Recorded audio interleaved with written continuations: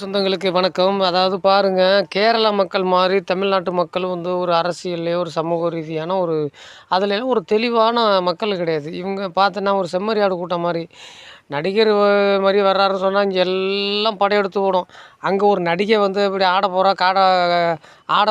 காட்ட போறா, இது கைய கால்ட்ட காட்ட போறா, கால காட்ட போறான்னா, உள்ளேருந்து படையெடுத்து ஓடி போய் அங்க சாவும் 10. இங்க மோந்தாங்க அங்க சாவும் 10. நாளைக்கு அவன் அவன் ஒருத்தன் நிற்கிறான் தலைகீழாடியே ஓடும். இப்போ அரசியல்லலாம் இது எல்லாமே ஒரு காக்க உருமாறி ஒரு ஆட்டுக்கூட்டம் மாதிரி. மொத்த ஆட்டையும் இந்த பக்கம் திருப்பி விட்டு அங்கே போய் மேயும், அடுத்த ஆடு திருப்பி விட்டு அந்த பக்கம் போய் மேயின மாதிரி இந்த இந்த மக்கள். இந்த மக்களுக்கிட்டலாம் ஒரு அரசியல் அதெல்லாம் ஆரம்ப காலகட்டம் பூரா என்னென்னா, இதிகாசம், மரபு அது மாதிரி புராணம் அந்த மாதிரி இந்த மாதிரி இதுவுலயே மடக்கி, மடக்கி, மடக்கி, மடக்கி, மடக்கி அது தலையில மொளவா ஏறி அரைச்சி விட்டானுவோம்.